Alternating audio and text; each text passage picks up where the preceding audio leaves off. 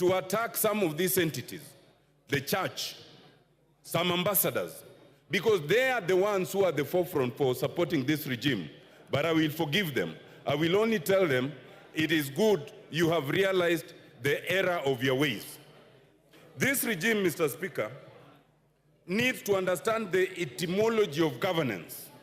The whole idea of governance is that the people voluntarily relinquish some of their rights and liberties for the government to protect them. But in this case, we have a government that does not want to protect its citizens, it actually wants to decimate them. We must reject that idea. Mr. Speaker, it is important to understand that a budget is made for the people. And traditionally, it is the people who must be listened to. We have a draft bill whose origins is essentially the Bretton Woods institution, the IMF, and secondarily, the World Bank. Mr. Speaker, the Bretton Woods institutions were never made to further the interests of developing countries. The Bretton Woods institutions were established in 1944 essentially to protect and the war-ravaged countries, which essentially were all the developed countries. Therefore, when they come and they give us prescriptions, those are prescriptions that must be taken with a pinch of salt. In the 1980s and the 1990s, they gave us what was called the structural adjustment programs. It is only when Kenya, like other countries, rejected those subs that we started going somewhere.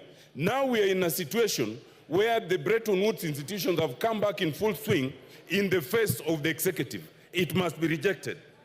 Mr. Speaker, it is important to understand that this bill does not protect and is not the interest of Kenyans.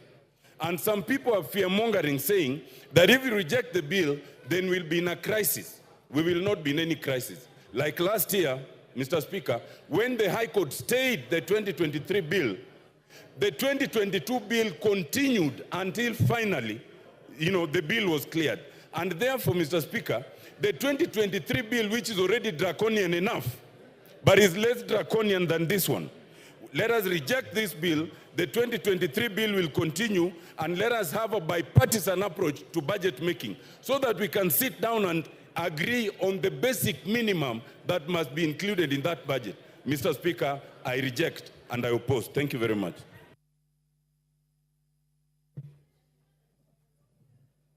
Paul Melly. Julius, sorry, not Paul. Julius Melly, Chair Education. Give him the mic.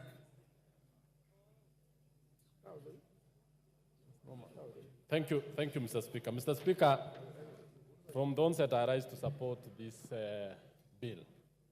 Mr. Speaker, this bill is quite progressive, and I want to